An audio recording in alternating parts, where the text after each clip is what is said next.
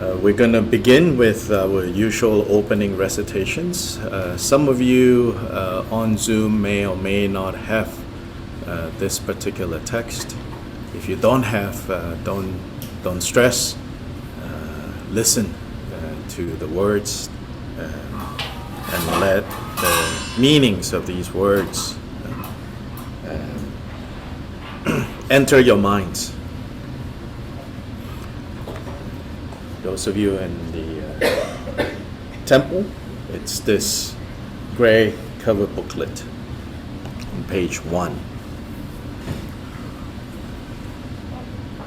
O Mother, sentient beings, limitless as the sky, especially those enemies who hate me, obstructors who harm me, those who create obstacles on my path of liberation and all-knowingness, may they experience happiness and be separated from suffering. I will quickly establish them in the state of the most perfect and precious Bodhi. O Mother, sentient beings, as the sky, especially those enemies who hate me, obstructors who harm me, those who create obstacles on my path of liberation and all-knowingness, may they experience happiness and be separated from suffering. I will quickly establish them in the state of the most perfect and precious Bodhi. O Mother, sentient beings, limitless as the sky, especially those enemies who hate me,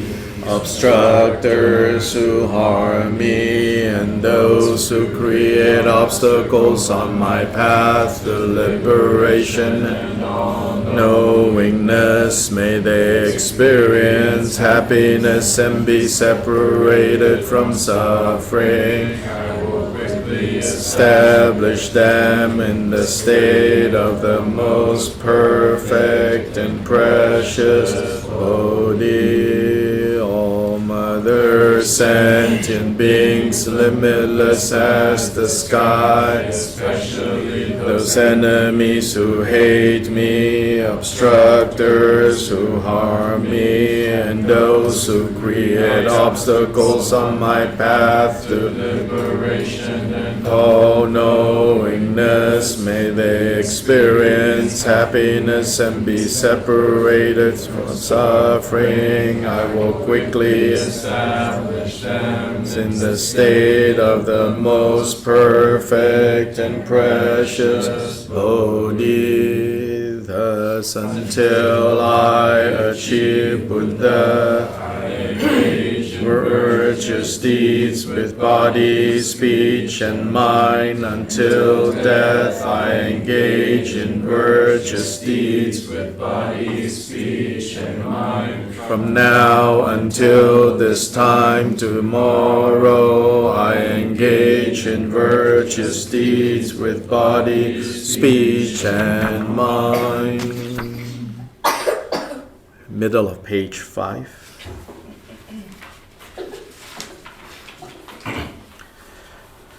In the Buddha, Dharma, and Sangha, most excellent, I take refuge until Bodhi is reached by the merit of generosity and other perfections. May I attain Buddhahood for the sake of all wandering beings. In the Buddha, Dharma, and Sangha, most excellent, I take refuge until Bodhi is reached by the merit of generosity and other perfections. May I attain Buddhahood for the sake of all wandering beings. In the Buddha, Dharma, and Sangha most excellent. I take refuge until Bodhi is reached. By the merit of generosity and other perfections, may I attain Buddhahood for the sake of all wandering beings. May all Mother sentient beings, limitless as the sky, especially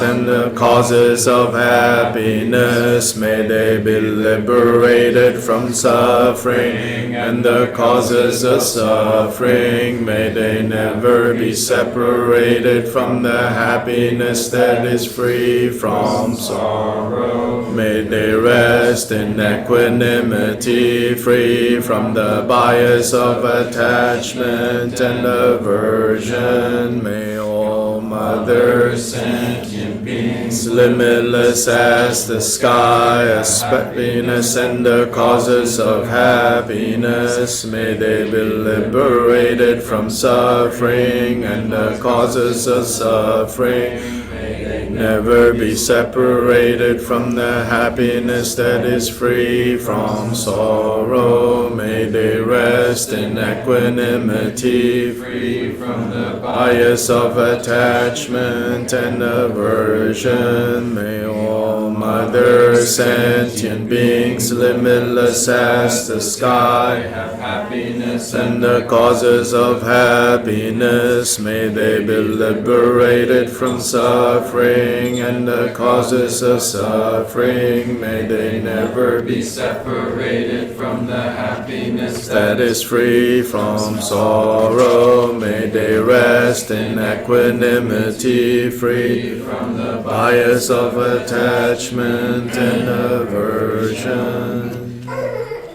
Page 15, the seven branch worship.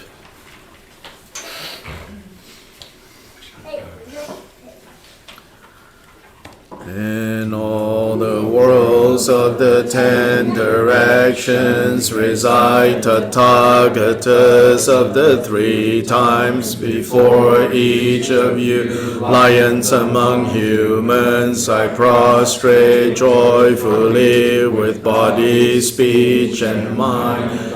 Power of this aspiration to noble deeds, all congruous appear vividly in my mind, with as many bodies as there are atoms in all lands. I prostrate to all you conquerors. In each atom are Buddhas, numberless as atoms, all in the midst of the heirs of the Buddhas. Thus I conceive of this Dharma Dhatu as completely filled with you, conquerors in this way, with infinite oceans of praise and oceans of diverse melodies. I sing the excellent qualities of all you conquerors, and praise all of you gone to bliss, with the best flowers and best garlands, best music, ointments, and excellent parasols, finest lamps, and superior incense. I offer to you, conquerors, with excellent garments and best fragrances, and sandalwood powder heaped high as Mount Meru. All wonders, offerings perfectly arranged, I offer to you, conquerors, these vast and unequal offerings to each and every one of you, conquerors, with the power of conviction in noble deeds. I prostrate and offer to all you conquerors all the harmful deeds that I have done with my body, speech, and mind, under the power of desire, hatred, and ignorance. I confess each and every one of them. I rejoice in all the meritorious deeds of all conquerors in the 10 directions and the heirs of the Buddha, solitary realizers, hearers still in training and beyond, and all wandering beings, you who are lamps of the worlds of the 10 directions, who have unobstructedly attained Buddhahood through the stages of Bodhi. All you who are my protectors, please turn the unexcelled wheel of Dharma with palms together. I earnestly beseech you who may intend to manifest final nirvana, please remain for as many eons as there are atoms in the world, for the happiness and well-being being of all wandering beings, whatever slight virtue that may have been gathered through prostrating, offering, confessing, rejoicing, requesting, and beseeching, I now dedicate to complete Bodhi.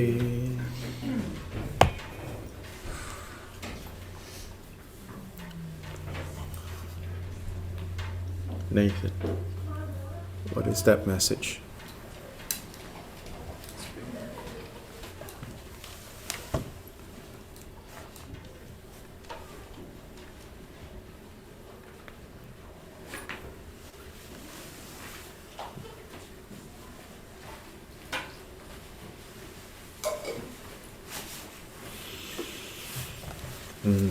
Good morning, everyone. Welcome to our weekend program on this Dakini Simhamukha. So we are having this weekend program primarily as a follow-up, as a way to support those, especially those who receive this empowerment from His Holiness the Drigong Kyabgen maybe more than a month ago, when His Holiness was here. So primarily for that purpose, we're having this weekend retreat.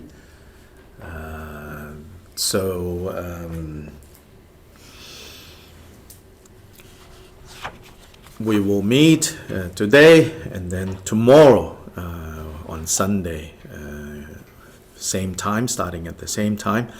We will have another session. There are no program after the morning session. And at that session tomorrow, we will do the feast offering, the talk offering.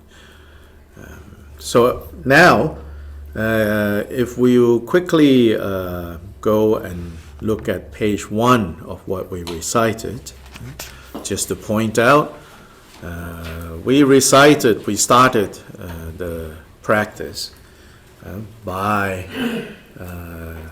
repeating the words for generating action, aspiration bodhicitta, followed by action or engagement bodhicitta. So aspiration bodhicitta are the words, all mother sentient beings, limitless as the sky, especially those enemies who hate me, obstructors who harm, and those who create obstacles on the path to liberation and all-knowingness. And so all mother sentient beings, without limit, and then especially these three types, these three groups. May they experience happiness, that is talking about loving kindness. May they be separated from suffering, that is talking about compassion. At least the Buddha's definition of compassion is the wish for others to be free from suffering. Then, on the basis of these two being what's fueling or pushing us to do what? Pushing us to also seek to establish mother sentient beings in the most perfect and precious bodhi, meaning to bring them to the state of Buddha. In order to bring them to the state of Buddha, we ourselves have to know how to arrive at the state of Buddha. We ourselves have to achieve the state of Buddha. Which is not to say that, before achieving the state of Buddha, you cannot be helpful to others. Of course you can. There are so many ways. But the ultimate way of helping, the way that can help others clear their confusion, which is the root cause of circling or cycling in samsaric existence, in confused existence. The characteristic of confused existence is suffering. And so in the jewel ornament of liberation of Gampopa, the opening section, which is like the introduction, that's a very important section actually, because if you really understand those words there, it really lays out, very clearly. How is samsara different from nirvana? The difference that is crucial to know and recognize. And how is samsara the same as nirvana? And the sameness that is crucial to understand. If you think samsara and nirvana is the same in the wrong way, you're in trouble. If you think samsara and nirvana is different in the wrong way, you are also in trouble. Yeah. So briefly, just not attempting to talk about that important and profound, very tightly written, but contains everything we need to know about this topic of what is the same about samsara and nirvana, and what is crucially different about samsara and nirvana. Yeah. There it says basically, what is same about samsara and nirvana is both conditions lack inherent existence. Yeah. Both conditions, both modes of being lack inherent existence. What is the same? What is different is the characteristic of samsara is suffering. The characteristic of nirvana is freedom from suffering. So what does that mean? That means if you are a rock and has no sentience, then nothing here has any relevance to you. If you are not a rock and you have sentience of whatever kind, then you have some decisions. You have one decision to make. Do you want happiness or do you want suffering? Do you want suffering or freedom from suffering? Most of us want freedom from suffering. Then the path to that, the process that leads to that, the Buddha has clearly laid out, clearly given to us, sometimes said to be 84,000 in number. A vast body of teachings and instructions that the Buddha gave that we can use in order to undergo this process. Whenever you see the word path, it's really process. Sometimes path gets a little too spiritual. On the path.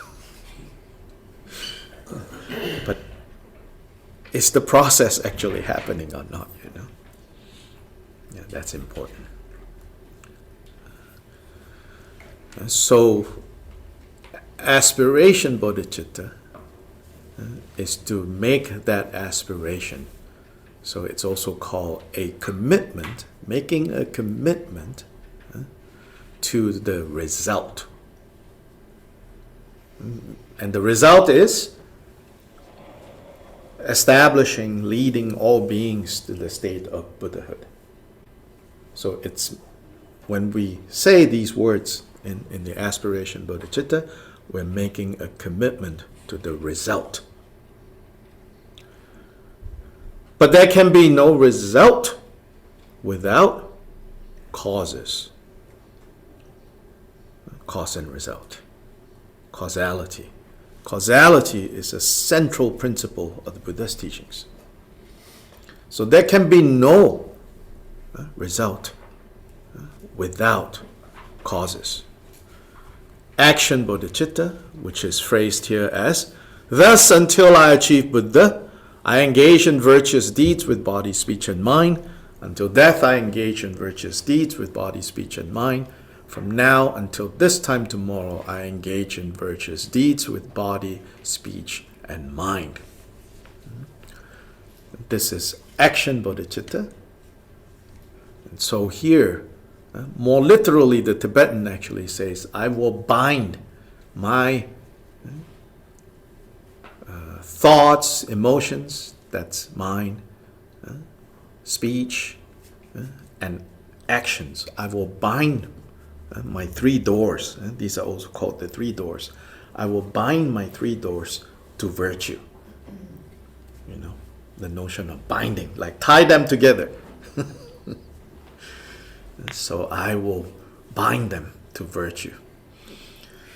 Principally, the virtues to be cultivated on the Bodhisattva path are known as the 6 paramitas. The paramita, the perfection of giving, the perfection of disciplined conduct, the perfection of patience, the perfection of joyful effort, the perfection of meditative concentration, and the perfection of wisdom, which means seeing clearly. This word perfection sometimes is a little misleading because we have our neurotic notion of perfection. So maybe for now, to cause us to pause a little, maybe we should learn how to say the Sanskrit paramita.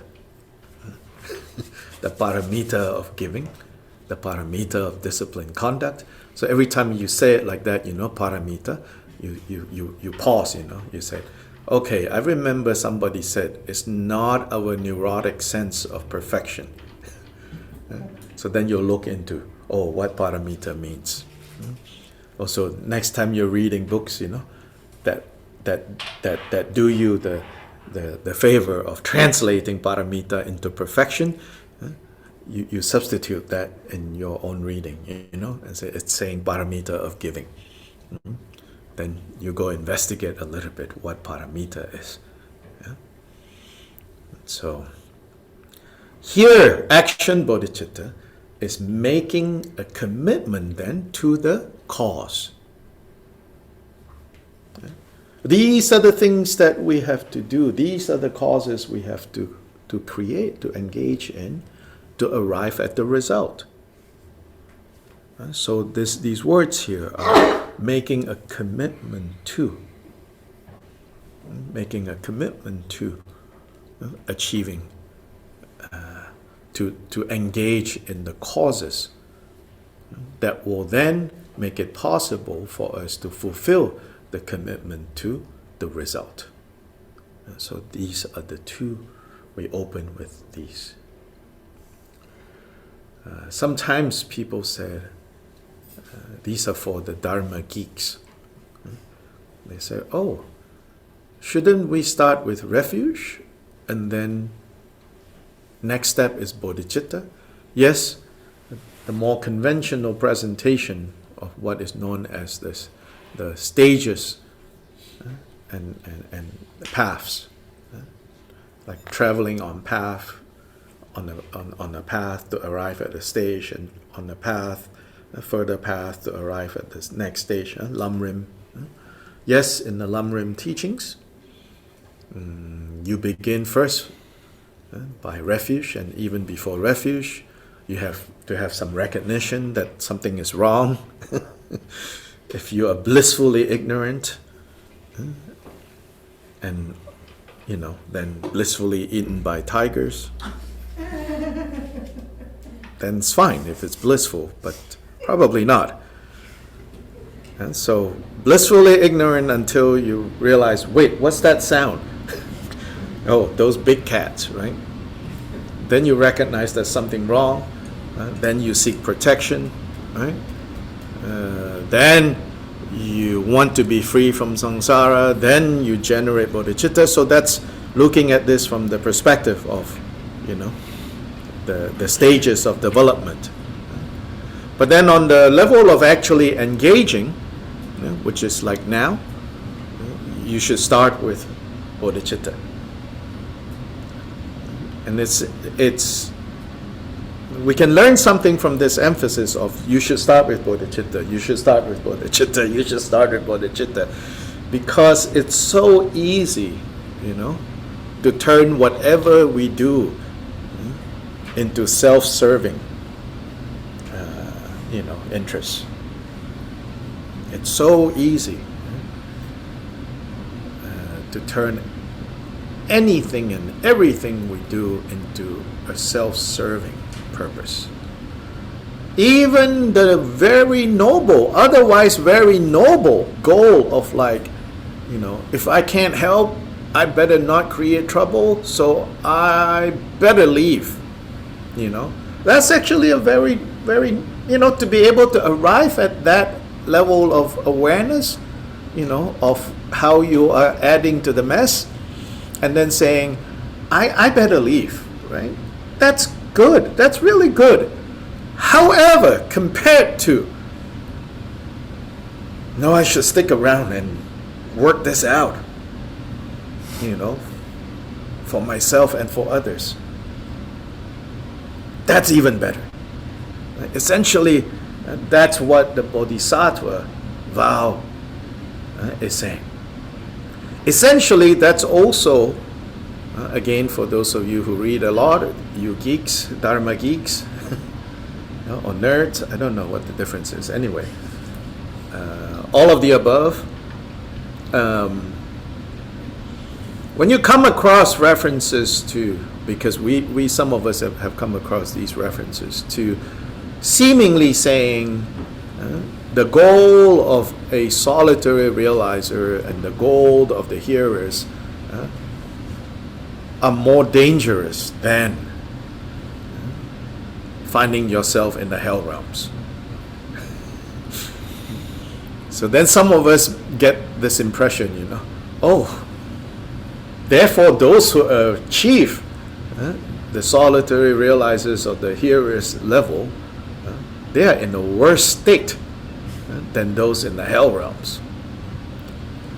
This sounds like some very unkind things to say, as if we're looking down on those achievements.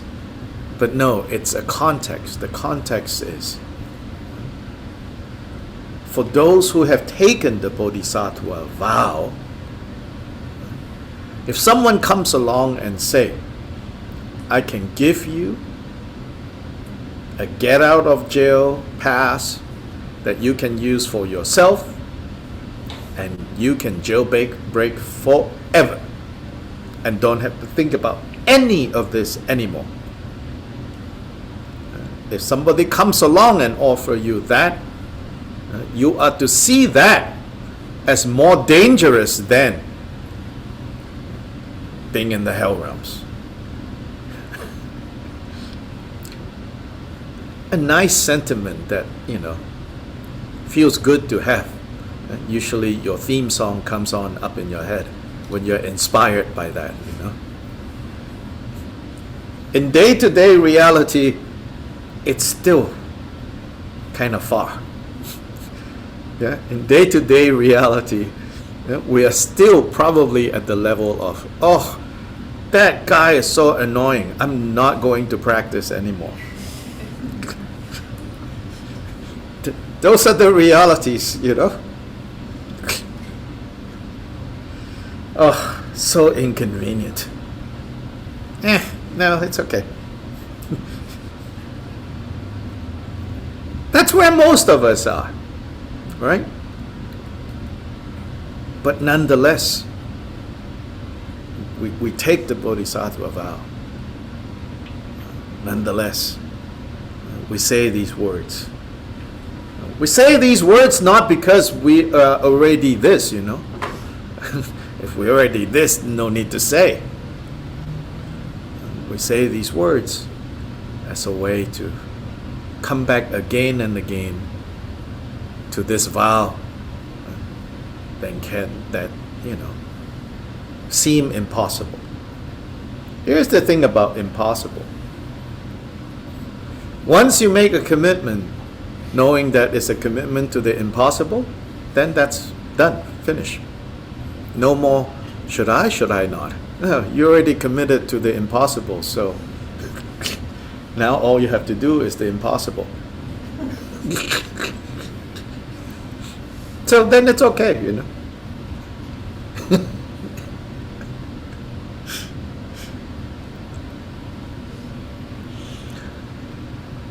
So with this, starting with bodhicitta, then we did the refuge,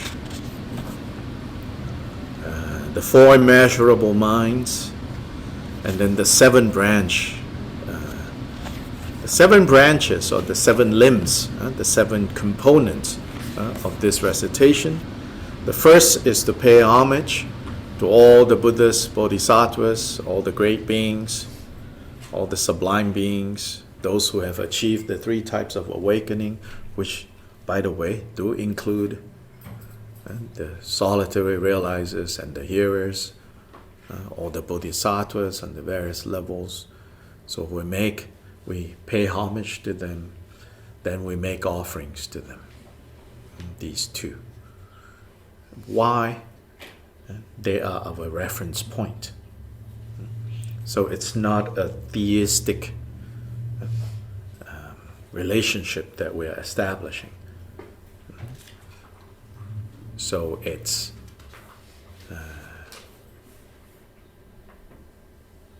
may I come to you, may I become you. And so this homage and offering is to keep the objects of refuge in focus so that they remind us of what we can become ourselves. And then the third element, the third limb, is to expose our unskillful actions, to not hide them. Because if we continue to hide them from others and from ourselves, then there is no chance of becoming free from them. So that's often translated as confession. But this is about not hiding anymore, to expose them so that you can become free of them. You can let them go. The next element is to rejoice in the meritorious actions, the meritorious deeds. It says here, of all conquerors, of all victorious ones, in other words, of all Buddhas, and the heirs of the Buddhas, the Bodhisattvas, and the solitary realizers, and the hearers still on the path and achieve the path, and all wandering beings, even the good, the virtue that any and all beings are engaged in. We remember that, we rejoice in that. That is really important, because of how much news we get these days, and it seems like by definition news is bad news. News is to trigger you, even well-meaning, trigger you into action to save the world. But they're all, bad news. Right? It skews our perspective also. That there's also good, There's also good. And until you recognize good where good is happening, it's hard to yourself engage in good. You feel very defeated. So to rejoice in the meritorious deeds, and then pleading, requesting the Buddhas to teach, for those teachings to become available. And then praying for the Buddhas to remain in this world and not give up. Of course, it's not as if, Buddhas will give up. But nonetheless, we say, please don't give up on us. And that is more kind of like a certain method to remind ourselves not to abandon, and not to reject the help, the guidance. And then finally, the last element is called dedication. So we come one full circle. We come back to bodhicitta. What are we dedicating the merit to? We're dedicating the merit to the awakening, the enlightenment, the freedom of all beings from confusion and suffering. So these are the 7 elements.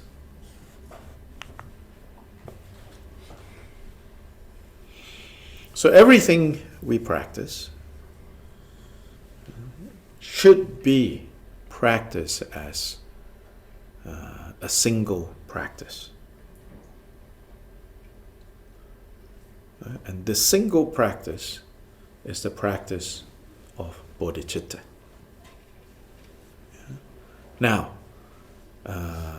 what we have just looked at, aspiration and action, bodhicitta, they are one side of bodhicitta, which is called relative bodhicitta. Then there is ultimate bodhicitta.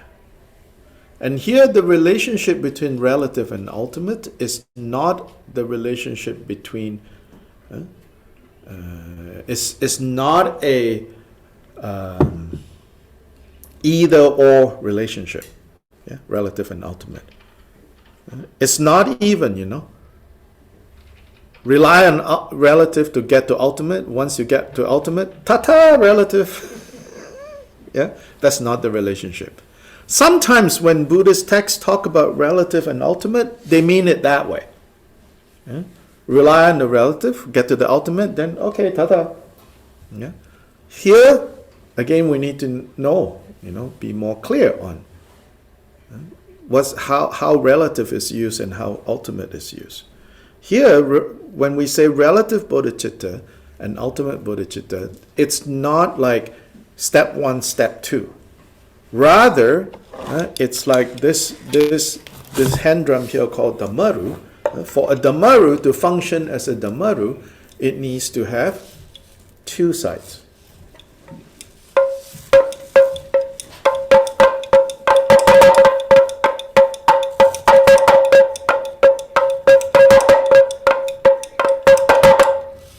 So a single beat, a single turn, both sides. And that's one Dhammaru, 2 sides. One bodhicitta, 2 sides, 2 aspects. So it's not step 1, step 2. It's 2 aspects of this bodhicitta. Bodhicitta literally is awaken or awakening mind or heart. Citta. Citta can be translated as mind. Citta can be translated as heart. Heart-mind. So relative bodhicitta, we already talked about. What's ultimate bodhicitta? Here I'm going to read to you from one of these teachings that Kyoba Jigten Sumgun gave. He says, all phenomena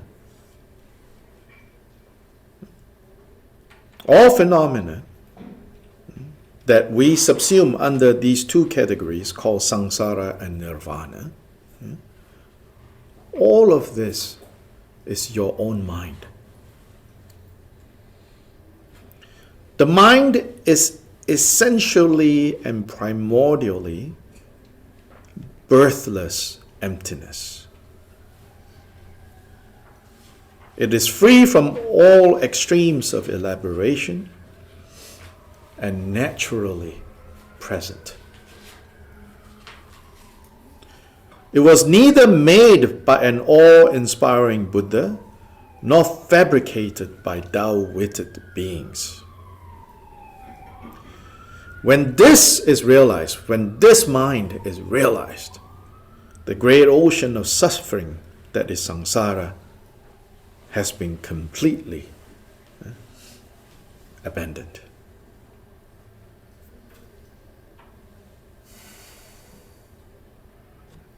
This is ultimate bodhicitta. And then he says, even when there is the mere suspicion, even if you have just a mere suspicion, is this mind empty or not? Then by extension, is phenomena empty or not? Then samsara has already been compromised. It is already starting to fall apart.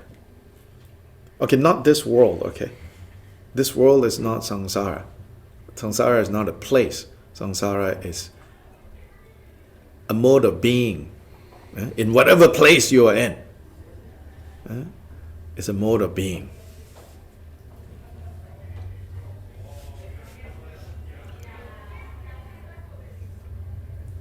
I used to joke about how if you ask people, where is happiness?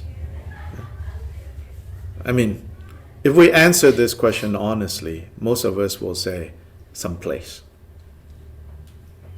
As in a place you want to get to. Then you say, oh, happiness is over there. So we think happiness is a place, or happens at a place. But happiness happens, in the mind. Likewise, suffering, we think it's a place. But it's not a place. Suffering, happens in the mind.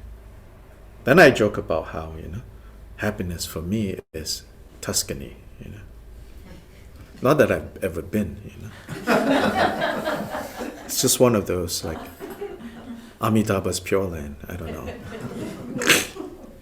People talk about it, You see pictures of it, like, oh, happiness is in Tuscany, Until recently, a friend of mine said, they don't use salt in Tuscany. I'm like, oh, really? Then I don't know, Like, how can you not like salt? Apparently it has some, cuisine in Tuscany. This is a friend who was in some very fancy Tuscany vacation thing. Something to do with the history of the lack of salt, periods of where salt was very hard to get, and so their cuisine has developed so that they barely put salt. I'm like, oh no.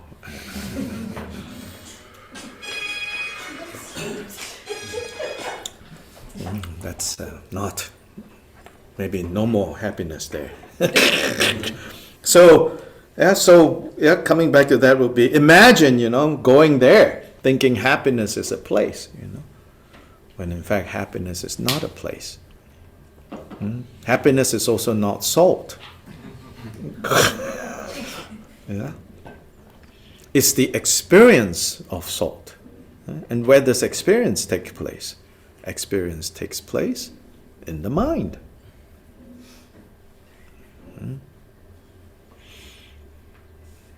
And so anyway, if you even have the slightest doubt about how solid or how concrete or how fixed either a situation, a condition, a place, or even better, your own mind that is doing this perception, to even have the slightest doubt about its solidity,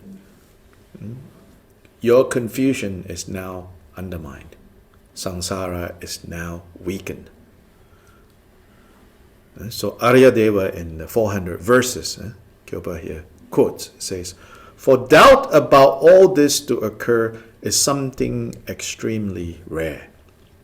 For doubt about the emptiness of phenomena of the mind is very rare.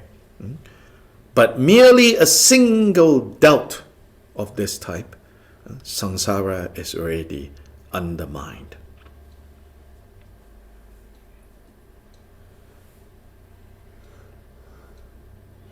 When the mind is realized, there is not the slightest bit that is not realized. If, however, the mind isn't realized, then even having these profound meditative experiences such as bliss, clarity, and an absence of thought,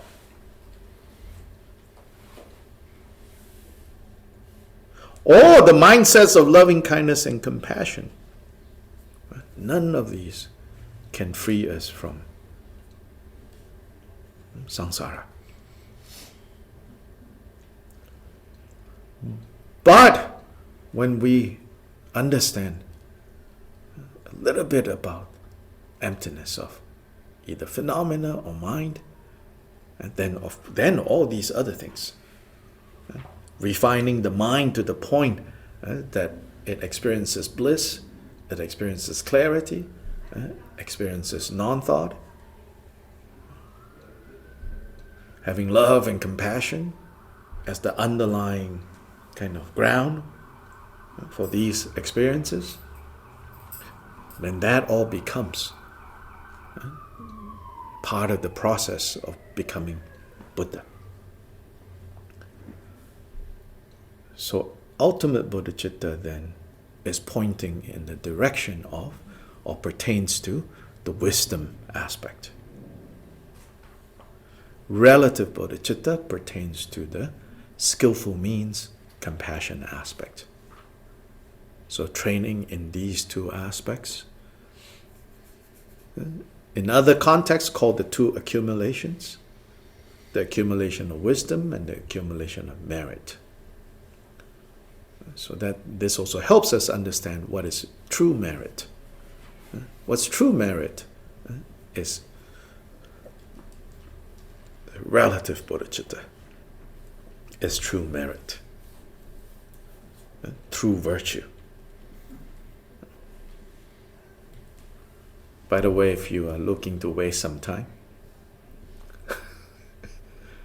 there is a Netflix limited series. I was doing house chores yesterday. That's my justification. Put it on and walk around. And I don't remember the title, sorry. But it's a Thai series. And some people may not like it. I like it because the story revolves around 3 young people getting scammed in some online thing, right? They were doing some kind of cryptocurrency stuff set in Thailand. And then they were not exactly scamming others, but then they got scammed and they were in a financial hole. To dig themselves out of the hole, what did they do? They looked around for a quick way to make money. And of course, they came to the right conclusion. Buddhism.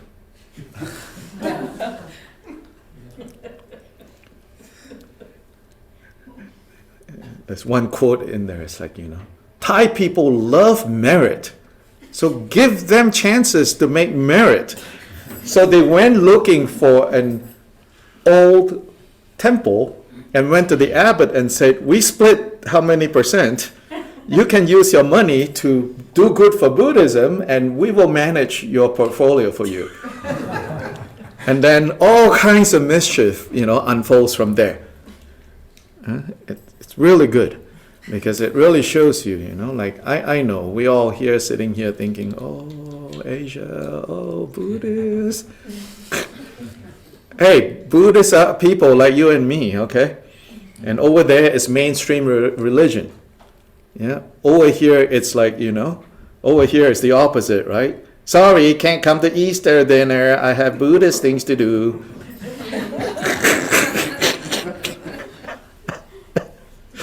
Just annoyed, right? Those relatives.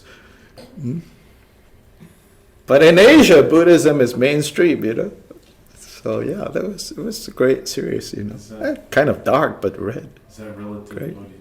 bodhicitta? Yeah. So merit, like there's this notion of merit that is not really merit. That one is more about, making it more comfortable. It's not merit. And here we understand that real merit is based on love and compassion.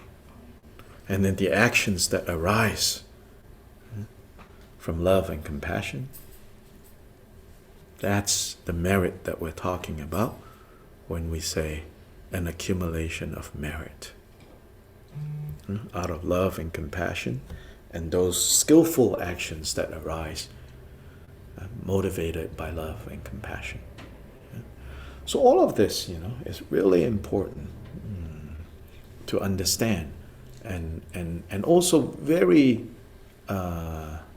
easy to kind of summarize all these important points by remembering the two bodhicittas, and then to be able to see that whatever practice that you engage in, so today is Simhamukha, you should like learn this practice, get familiar with this practice by not in a like active way, necessarily, but somehow as you engage in the practice to be able to kind of see and feel, this aspect is relative bodhicitta. This aspect is ultimate bodhicitta. This whole practice is the actualizing bodhicitta in its two aspects. So, of course, in this case, so the appearance aspect, for example, the appearance aspect of Simhamukha is relative bodhicitta. That she can appear in that way is because of the emptiness of inherent existence, and that is ultimate bodhicitta. Right? And then when you perceive, when you gaze at that image of Simhamukha, when you perceive, you gaze at it, you look at it, right? So you see her. In that moment, right? What you see is relative bodhicitta. That makes it possible to see is ultimate bodhicitta. Yeah?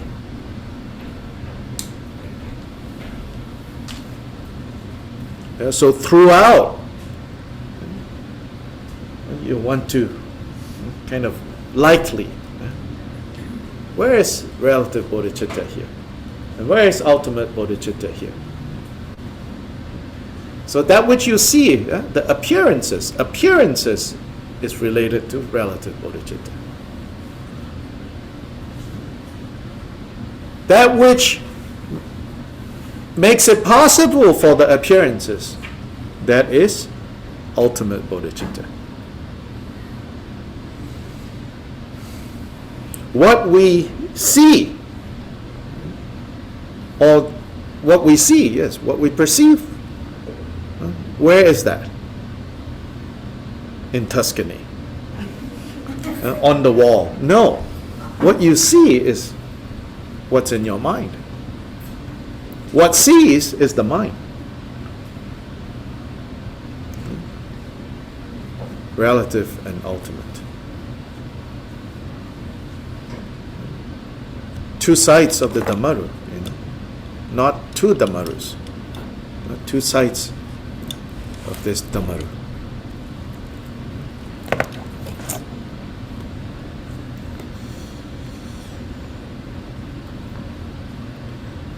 Then, Simhamukha is a Vajrayana method. So on the what's immediately very obvious, right? It's like Vajrayana iconography is a little strange. And probably many of you here is like, well, that's why I signed up. And that's fine, Yeah, that's why you signed up, But don't get carried away by the strangeness. Right? In some ways, right, we need to be you don't need to be historians, but I would argue that we need to have a slight awareness of like the context whereby this deity emerged, right, within the Buddhist community in ancient India. There's a particular context, And so when this deity or this kind of deity first appeared within the Buddhist fold, it was not an appearance that immediately it's not an appearance that was immediately welcome. In fact, it was like, wait, what? No.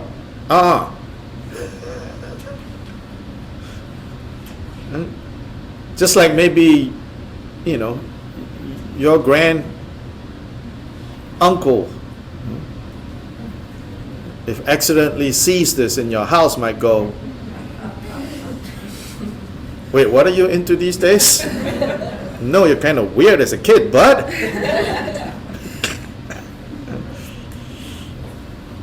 Yeah, so in the original context, it had that kind of reaction.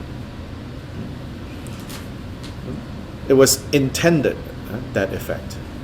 Why? We know that in part it was a way to point to the same truth that Siddhartha saw and pointed to for 45 years of his life. Is the same truth that then the generations of disciples that came, the same truth that the incredible like Mahasiddhas that maybe you have read about saw and taught. It's the same point, but now necessitating a different way to communicate. So this form of communication came up. And for sure, not all Buddhists accepted this way of conveying that truth. In fact, today, it's okay, it's fine. Many Buddhists will not accept, will not recognize what we are working with. They're like, no. And that's fine. But if we are to accept and we are to train with this expression, then we have to be careful, not to confirm the suspicions and the hesitations of those who don't accept.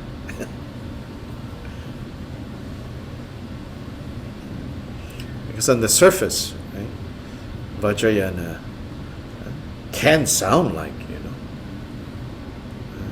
witchcraft, in a negative sense, witchcraft before Harry Potter. BHP and after Harry Potter. Because it can seem like that. So we start from, for example, the story of how the tradition of this deity was revealed.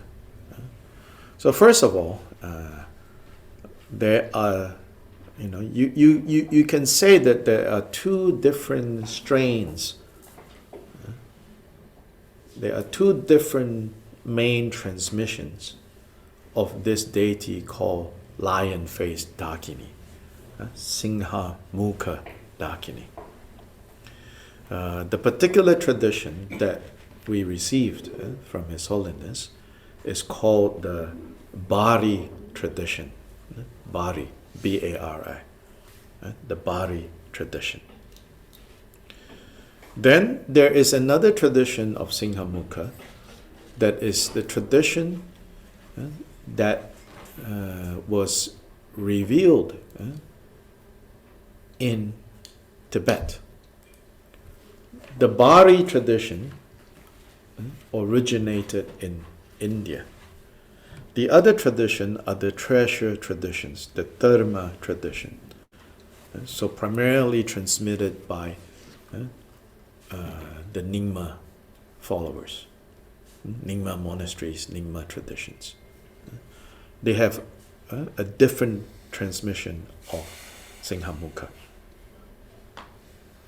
The Bari tradition originated in India, but a Tibetan was involved. So that's the interesting part. So Bari was a Tibetan person called Bari Lotsawa. Lotsawa is translator.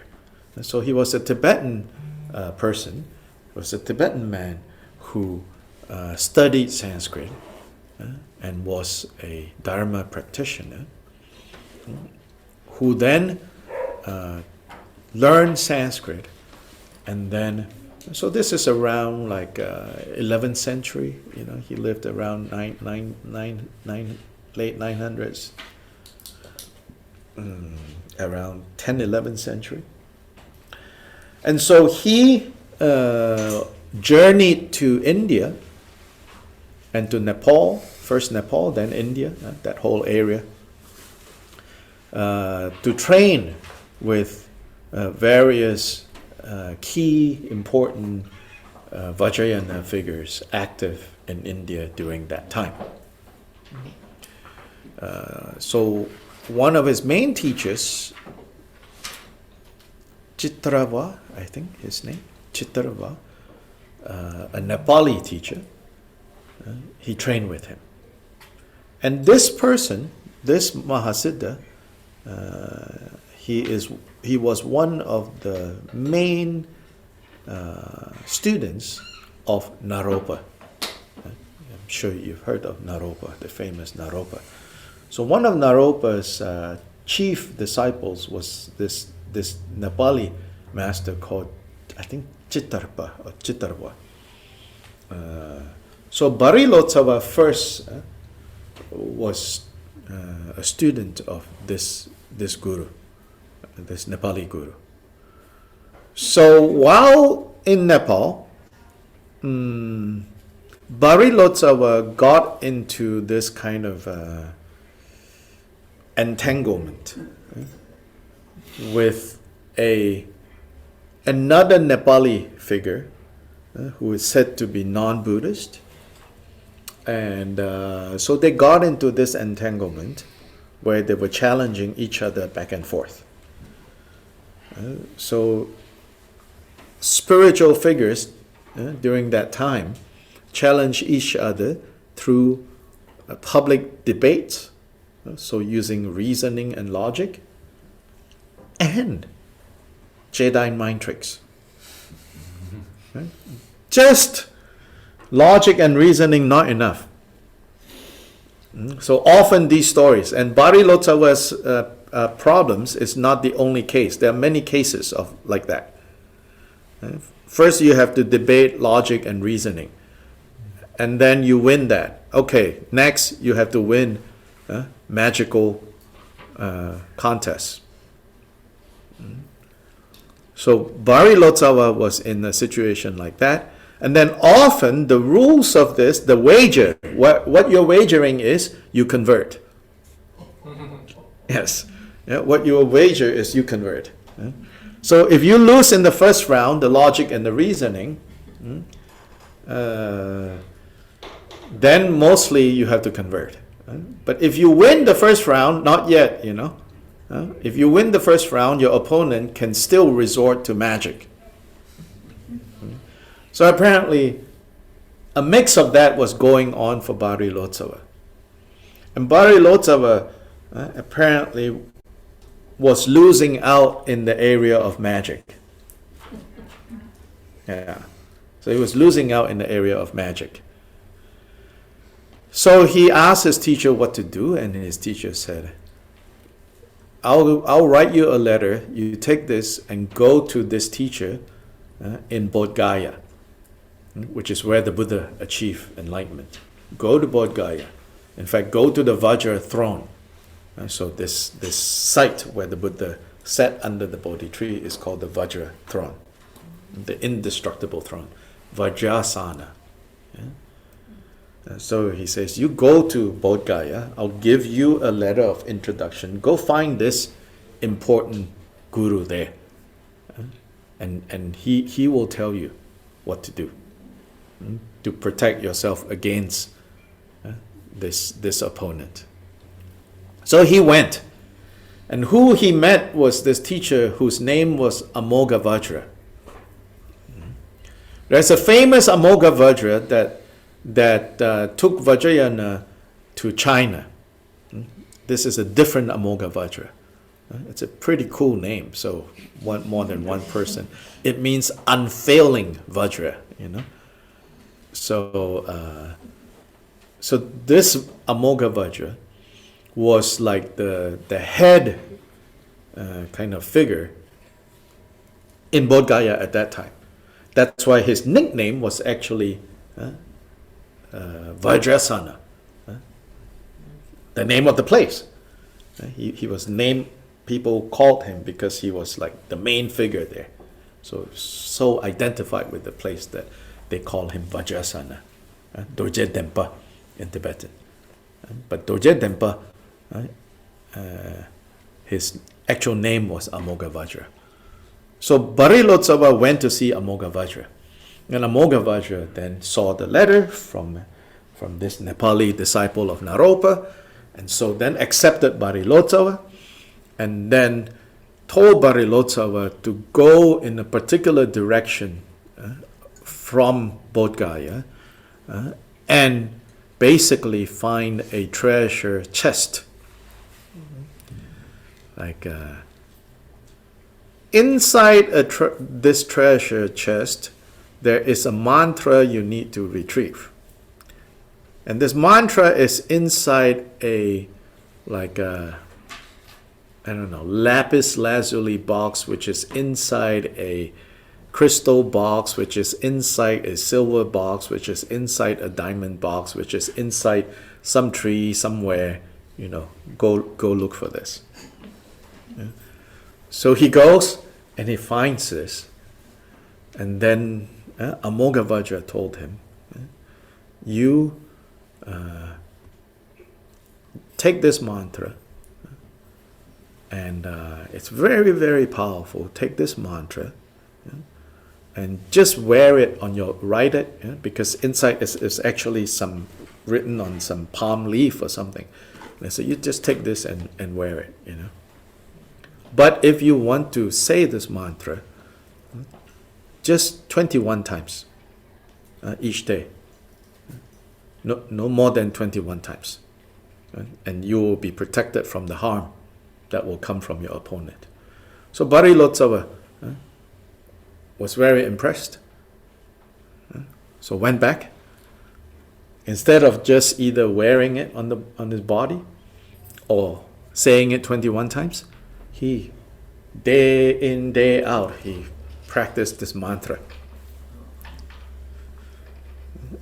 until his opponent dropped dead. So then it turned into sorcery. And so then he panicked, I mean, after all, as a Buddhist, it's like, oh my gosh, what have I done, And he tried to see Amoghavajra, and apparently Amoghavajra says, you need to do purification. So then Barilotsava did a long retreat to purify this accidental causing the death of his opponent. And the story doesn't say that Barilotsava was like, intending for this opponent to die, but to emphasize like the power of this, or not to emphasize, but this mantra was so powerful.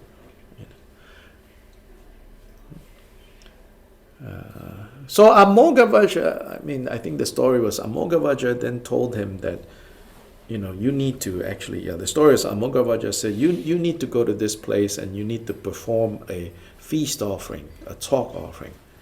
And then after you perform the talk offering, then, you will be led to the solution.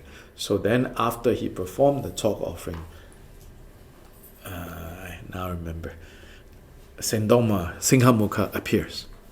And Simhamukha tells him to go to this other place inside this golden box, which is inside this box, which is inside this box, inside this box. There's this mantra.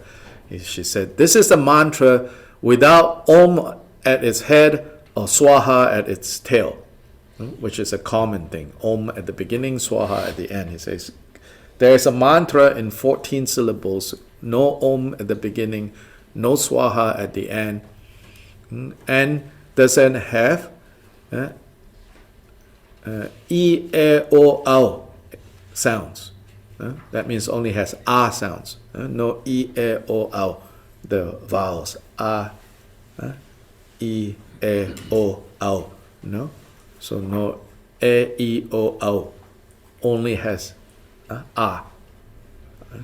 It's this 14 syllable mantra.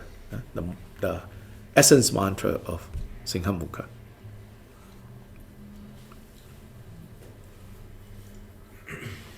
So then Barilotsava eventually went back to Tibet, and he became, in fact, the second abbot of the Sakya lineage.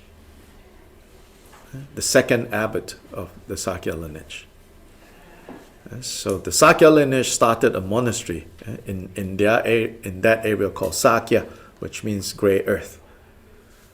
And so Kuncho Gyalpo was the first abbot, and when he died, his son Sachen Kunganingpo, I think, was still too young to assume leadership, and so they invited Barilotsava to go anchor the monastery. So Barilotsava was there for like 10 years. So Barilotsava, one of the things that he did was he brought back many different deity empowerments and transmissions. The different people went to India looking for different things, like these Tibetans who went in search of Dharma. Barilotsava seemed to have a great interest in various and sundry big and not so big, famous and not so famous, known and not so known deities. So there is a thing called Barigyata, which is the 100 deities of Bari. So Bari received all the empowerments, transmissions of these deities. Among them is Simhamukha. So then he brought them back. And so because of that, the Sakya lineage, many of the deity practices that are done in Tibetan Buddhism by the other lineages, they tend to have come through Sakya because of Barilotsava. Barilotsava brought back all these. About the same time was Marpa Lotsava, which is identified with the Gagyu lineage. Marpa, on the other hand, he received the major systems, like Hevajra, Chakasamvara, Guhya Samaja, Namasangiti. His interest was in what's known as the highest Yoga Tantra and complete systems. So then he spent his like 10-15 years of India and Nepal learning those transmissions, getting those transmissions, and he came back. Whereas Barilotsava, I think it's almost like, okay, that has already gone back to Tibet, I don't need to do that. Someone else already brought that back. So then Barilotsava, his interest was collecting hundreds of these deities, and he brought back to Tibet. So then Barilotsava lineage comes down as one of the main. And in fact, Barilotsava himself, you could say, it's a form of treasure. It's a kind of dharma, right? If you put it in Tibetan terms, it's a kind of dharma, but revealed, found in India. So this is the kind of little bit of background on Simhamukha.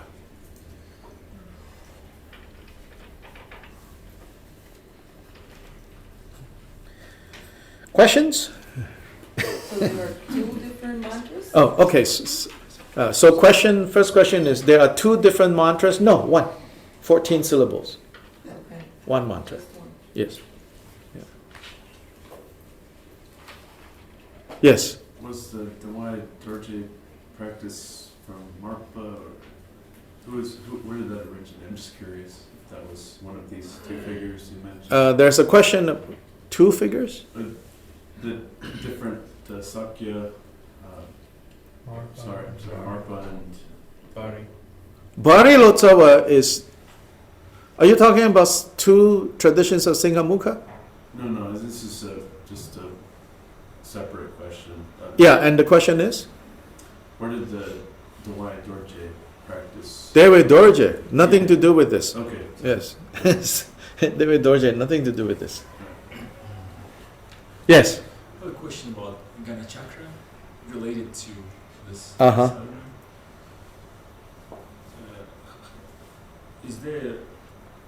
I'll see if I'll answer or You can not. follow the text, right, in Gana Chakra, Yes.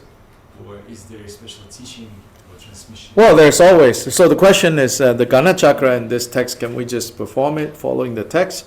Or are there teachings and transmissions? There's always teachings and transmissions. You can always practice it.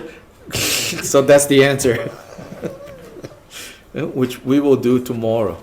Yeah? I'm going to go through this text. It's only on a special day, right? So then the question is, for the Gana Chakra, is it only on special days? Especially on special days? Yeah. You can, you can do Gana Chakra every day if you are the partying type. It's a Vajra party, so. Is it important to do the Gana Chakra each time? Is it important to do the Gana Chakra each time? What do you want me to say? What do the rest of the people want me to say?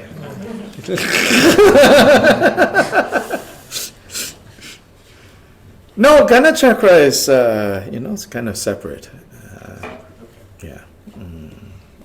It's good to do. So Gana Chakra, or the feast offering, one of the purposes of Gana Chakra is to celebrate. You could say, is to celebrate, right? Yeah, so usually, like at a conclusion of something, you do a Gana Chakra to celebrate. It's also done as a way to express thanksgiving. So along the side of celebrate, to give thanks, to offer a Gana Chakra. So you have stories of someone after receiving some teaching would offer a Gana Chakra to everyone, or someone in the context of requesting a teaching puts together a Gana chakra. So basically, yeah, it's a feast. Then there's also the offering of Gana chakra to make amends. To make amends, either explicitly to make amends, meaning to apologize, to make up for mistakes, or more in that more general sense of to make up for mistakes, we offer a Gana chakra, a feast offering. So those are the contexts of where feast offerings happen. Someone on Zoom asks, Simhamukha is an emanation of Padmasambhava? Someone on Zoom asks if Simhamukha is an emanation of Padmasambhava. So that comes from the second tradition of Simhamukha, the Dharma tradition. There are stories like that. There are accounts like that. But not from the Barilotsava tradition. Is there a special meaning with what Simhamukha said about the mantra? It's missing the Om and the Swaha. Is there a special meaning with what Simhamukha said about there is no Om at the beginning, no Swaha at the end, and no other sounds except for Ah? Not really. It's just to help identify what this mantra is, giving some hints.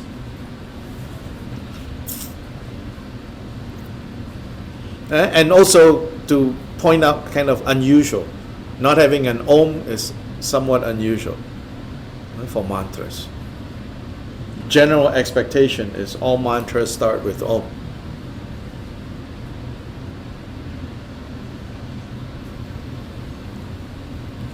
Other questions? There's no dissolution phase, right? Huh? There's no dissolution phase. There's no is there dissolution phase? A lot of these sadhanas don't explicitly give you the dissolution, but the understanding is there is dissolution. But a lot of these deity sadhanas don't have a dissolution stage explicitly given, because most of it is training in creation stage. Then the detailed training in completion stage is often not so explicit, and also tend to be given in the context of retreat. In the context of retreats, yeah, like extended retreats.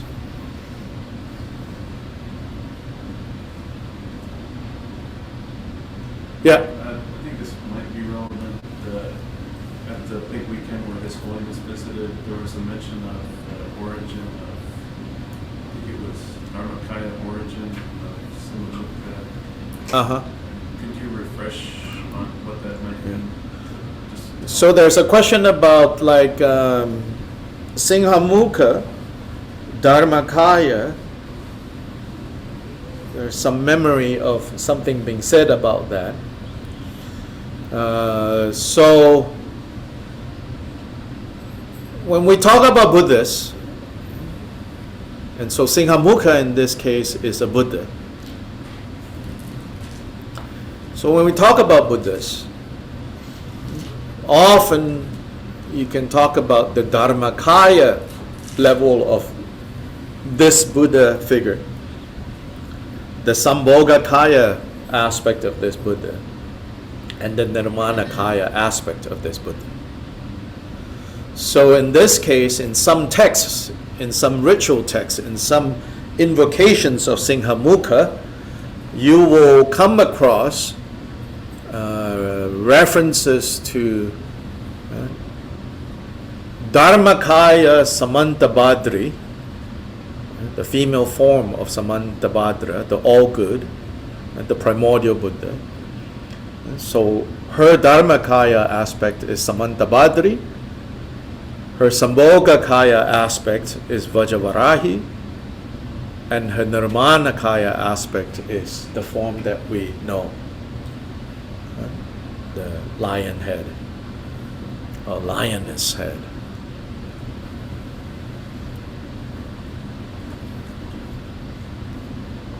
someone on Zoom asks, is there a known connection between Simhamukha and the specific birth Mewa in Tibetan astrology?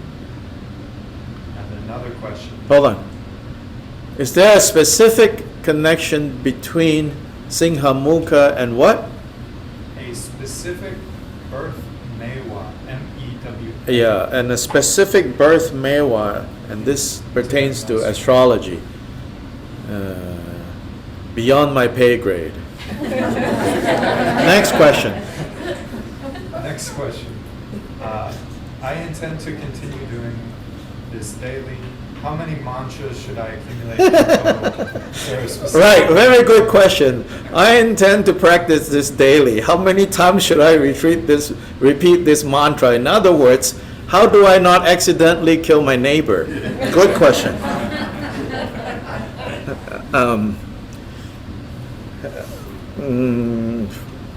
Both good and bad. We don't have the kind of power that Bari Lotsawa had.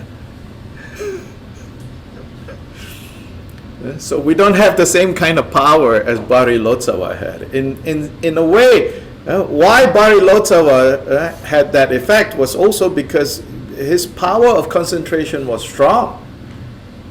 But then maybe bodhicitta wasn't in place yet, you know. So power of concentration can cause collateral harm. Yeah. So for us, we don't need to worry about this. You can recite the mantra however number of times you want to recite the mantra.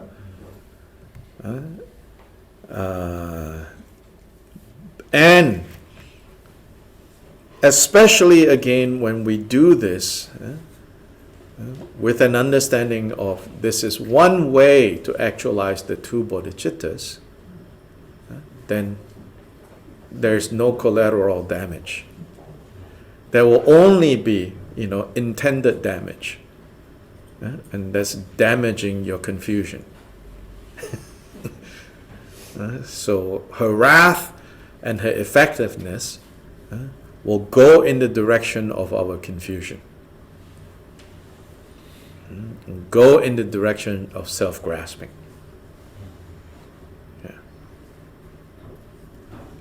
So then we don't accidentally end up practicing sorcery.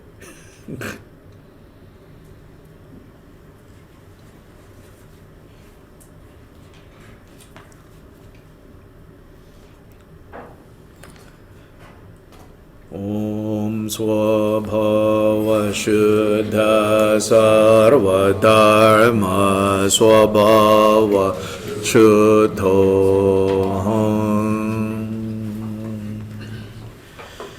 In the state of emptiness, from a pum syllable arises a lotus, from an a moon, and from a ram a sun, upon which is a corpse. On this sea, instantaneously you are lion-faced Agni, body dark blue. The lion face is white with 3 eyes, wearing 5 dry skulls and jewels and set ornaments. Your matted hair is bluish in color, soaring upwards. Right hand holding a Gatri, left with a blood-filled skull cup held in front of your heart, and under your arm you hoist a Trishula. You wear a flayed human skin as upper garment, a loose and cowhide skirt as lower garment.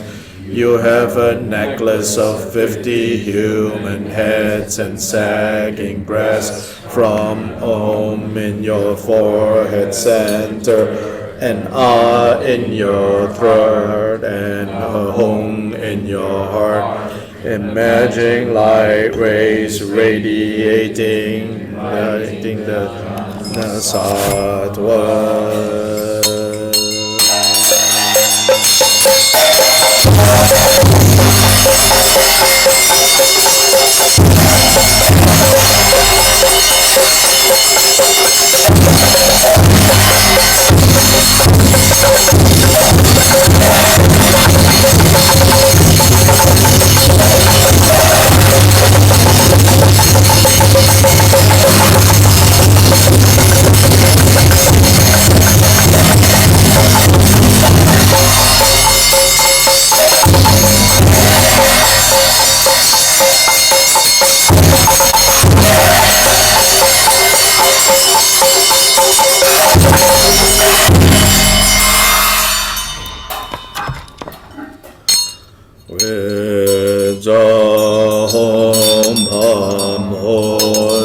Samaya Sattvas and Jnana Sattvas become inseparably one. The 5 Buddha families adorn your crown. Om Dhagini Simhamukha Saparivara Argyam Pratijasoha. Om Dhagini Simhamukha Saparivara Padhyam Pratijasoha. Om Dhagini Simhamukha Saparivara Pushpe Pratijasoha. Om Dhagini Simhamukha Saparivara Dupe Pratijasoha. Om Dhagini Simhamukha Saparivara Aloke Pratijasoha. Om Dhagini Simhamukha Saparivara Gende Pratijasoha. Om Dhagini Saparivara Nivede Pratijasoha.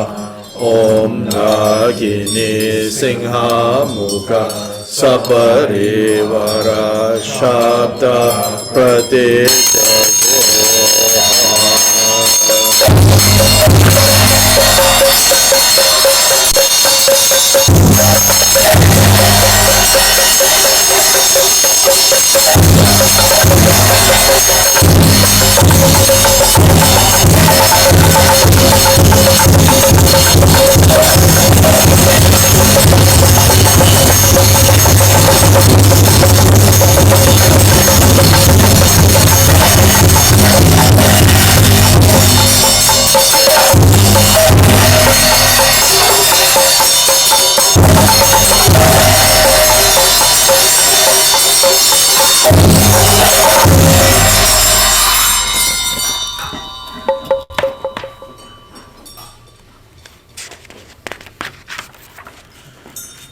Three chief mistress of the assembly of all Mother Dhakinis, lioness with the power of all exalted activities and siddhis, mistress of the entirety of the transcendent and mundane, I praise and pay homage to you, O great divine.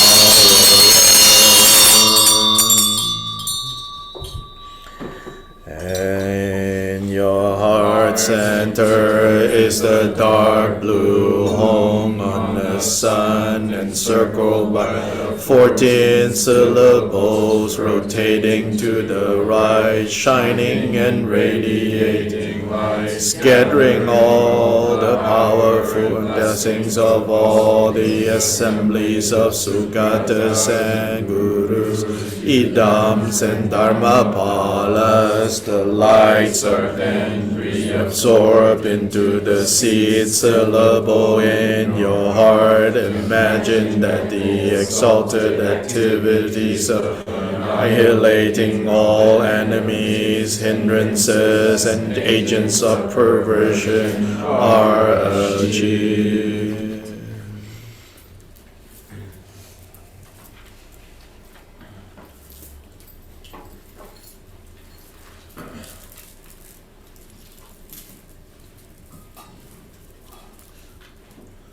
So these two lights, or two functions of the lights that come out of the Hung and the 14 syllables.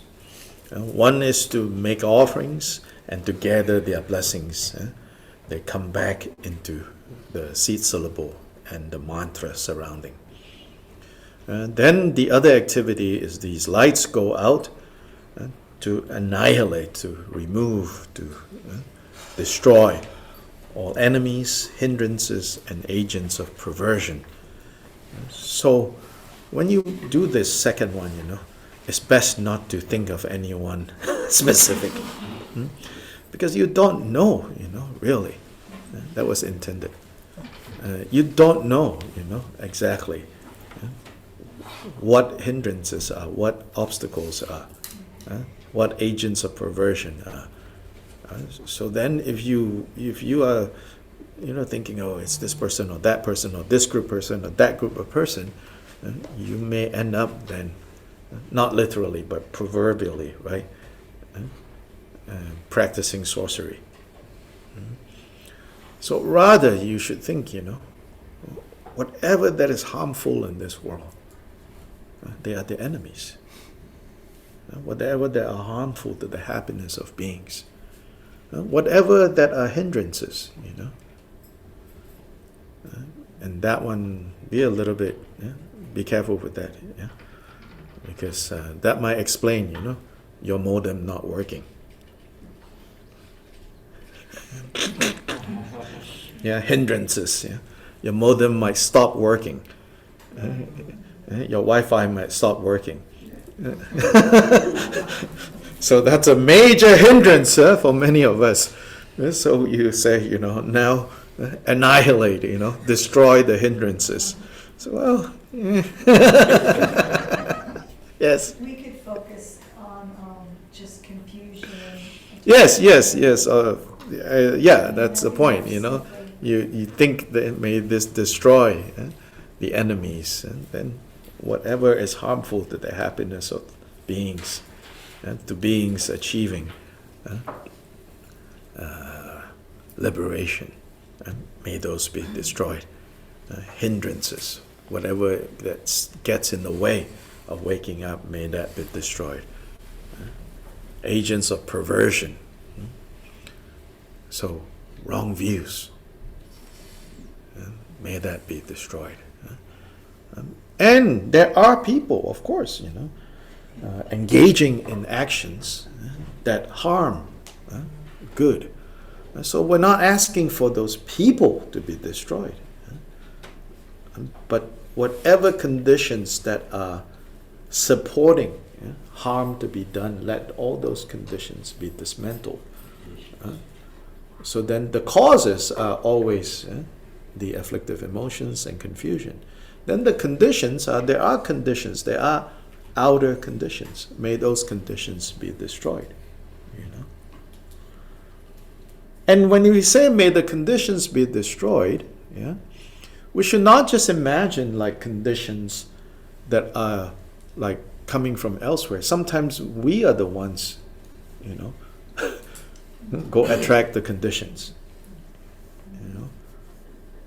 As simple as, right? This particular turn at this junction is a little dangerous. Well, remove the conditions. Well, take a different turn. Don't expose yourself to conditions. Is it useful to focus on a specific, afflictive emotion, or just be totally... Is it useful to focus on a particular afflictive emotion? Well, if you feel a need to do that, you can, but maybe there's no need either, unless you are working very specifically with something, a particular harmful emotion that is dominating, then yes, sure, but there's no need.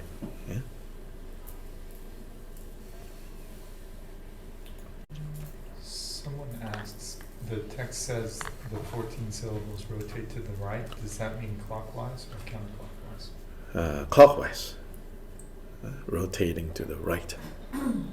So for them to rotate to the right, they have to be arranged counterclockwise, and they're facing inside. There's a lot of technical possibilities of confusion surrounding that. And so the way the alphabet is written out in Tibetan, right? It's actually written out, normally from left to right. But for this, in order for it to rotate clockwise, to the right, see, right, so clockwise, So then, so if so hung is here, right? So if is here, right? Ka is here. Sa. Ka, sa. Ma, ra, cha. So that when it rotates, then these words can rotate.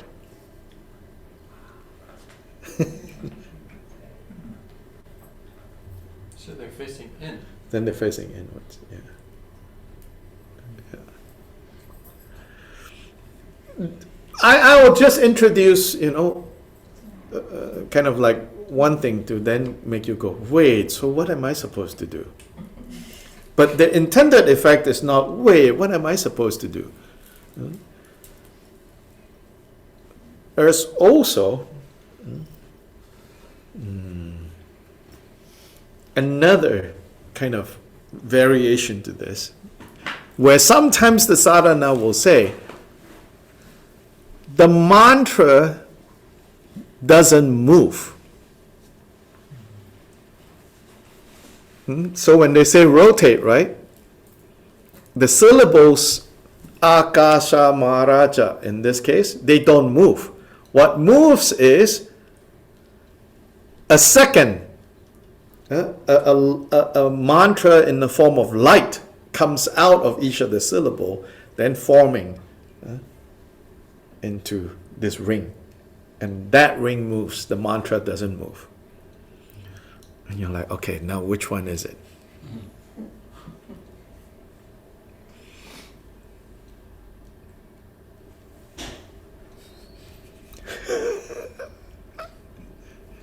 So the bigger point, maybe it's not so important. And the lights are blue? The lights? The lights, here it doesn't say that it's blue, but the hong is blue, dark blue, yes. And so then when it doesn't say, then, whatever light you like.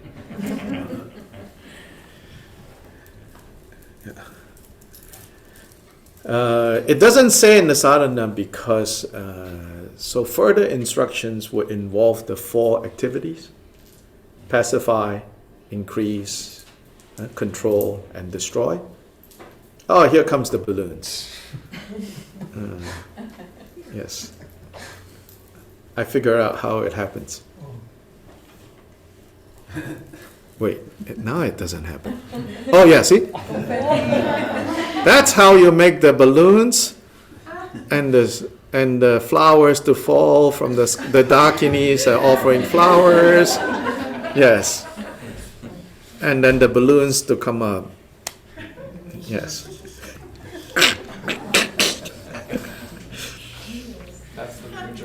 That's the mudra. That's the new mudra for, Yes. It doesn't always work. Anyway.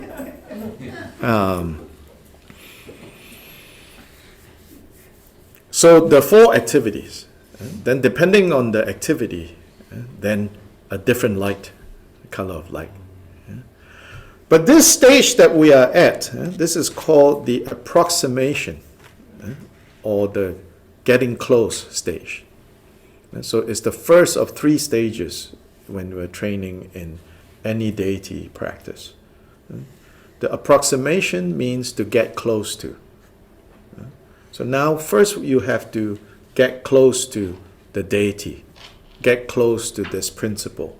In other words, you are now tuning your radio frequency to resonate on the same level as Simhamukha, so that you can receive a clear transmission, so to say. Pun intended, right? So this is the approximation. Then after approximation to a certain point, then next stage is called the accomplishment. So that's the drupa. Nyempa is like the recitation, but also the getting close to. Then the drupa is the accomplishment. Then the Drupchen is the great accomplishment, is when a gathering of practitioners are coming together to do the accomplishment.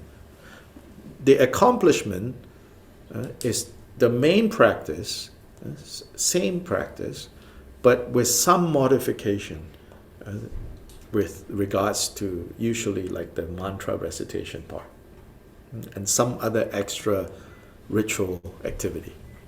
Then the third one is what we call the activity part, activating this principle.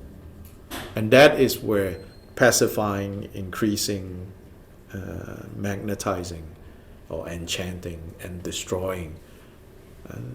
Then you might even have like fire pujas associated with this, depending on how extensive a particular collection of practices are surrounding that deity. So mostly this sadhana that we have, right, is for the approximation.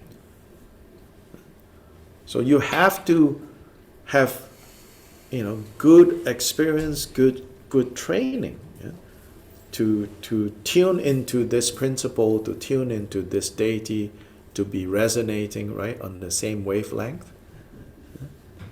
before you can accomplish. And only when you have accomplished some stability, right, before you can activate. Unfortunately, we are now in a culture where, immediately activate. I took a 5-week course in whatever healing. Now I'm offering my services. It's like, well, I guess, it could work, but hard to know. Yeah. So traditionally, the approximation, they say, there is a way, to measure how long should you do the approximation before you go on to accomplishment and activating. So they say 100,000 for each syllable of the mantra. So 1.4 million. In this case, 14 syllables. Something like that. Not 14 million, I think. Exactly. 1.4. Huh? 1,000 or 100,000. 1.4 million, also known as. Yeah.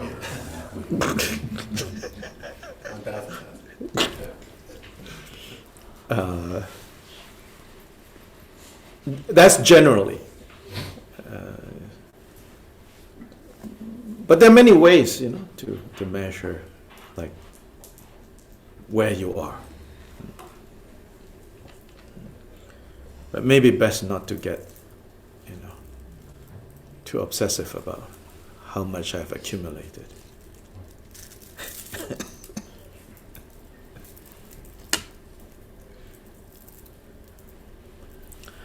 Akasa Maraja Shadarasha Maraya Pe Akasa Maraja Shadarasha Maraya Pe Akasa Maraja Shadarasha Maraya Pe Akasa Maraja Shadarasa Maraya Pe Akasa Maraja Shadarasa Maraya Pe Akasa Maraja Shadarasa Maraya Pe Akasa Maraja Shadarasa Maraya Pe Akasa Maraja Shadarasa Maraya Pe Akasa Maraja Shadarasa Maraya Pe Akasa Maraja Shadarasa Maraya Pe Akasa Maraja Shadarasa Maraya Pe Akasa Maraja Shadarasa Maraya Pe Akasa Maraja Shadarasa Maraya Pe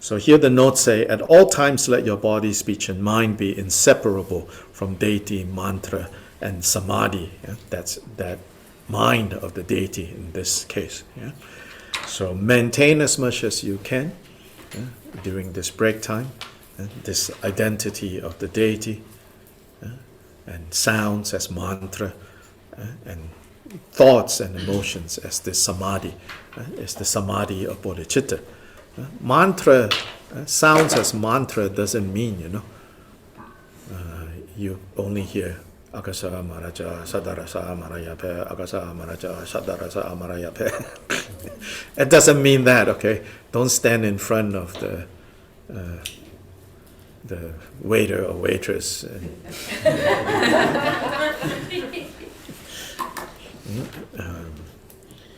It means that sound without substance, interdependently arising, and in this case, interdependently arising in ways that are beneficial to others. So that means we engage in skillful speech. You can't just like pretend sounds a mantra and then not engage in skillful speech, instead engaging in unskillful speech, harmful speech. It doesn't work like that. Vajrayana practice is not magic. It's not magic in that superficial sense of magic. It's deep magic in the sense that it can transform all aspects. So in the general teachings the Buddha gave, and the common teachings that the Buddha gave, that's enough already, If you don't get that, then you need some enhancement. Then you practice the other things. If you practice enhancements and you don't have his foundational teachings, which is everything is already there, if you're not practicing those foundational teachings, then all these other things can cause problems. So the foundational teachings are not like the Dharma for dummies. The foundational teachings is what we are actualizing through the help of these other further teachings. So we have to relate to these further teachings, no matter how fancy they are. If they are not tied back to the foundational teachings, then they are not Dharma practice. Then you accidentally, kill your neighbor. So we'll have a break. We will come back an hour from now. So New York time now is 12:15. We'll come back at 1:15. Dr. Lake? Yes. I don't know if you can do it after the break if you want, but could you say something about the translation of the mantra? No translation of this mantra whatsoever. Some mantras have words that relate to meaning. This mantra absolutely doesn't relate to any meaning. Seed syllables? Sounds. Sounds, just sounds. Potent sounds. Yes. Yeah, some mantras consist of words that have meaning put together, and often even put together in a way that is not a proper sentence. Most mantras, like gate, that it's not a proper sentence. It's just words that have meaning put together. So most mantras, if they have meaning, they are like that. In this case, this mantra, it's 14 syllables, 14 sounds put together, and no meaning, no explicit meaning. Has function, explicit function. Yes? What does it do? What? What does it do? What is it for? Well, we talked about, Yeah. Accidentally kill sorcerers. Then the question about talk, it tells you here what days are especially good So we'll cover that later. It says 8, 10, 15, 25th, 29th, 30th. Those are good days to offer talk for this practice. Anyway, we'll break now and come back in 1 hour.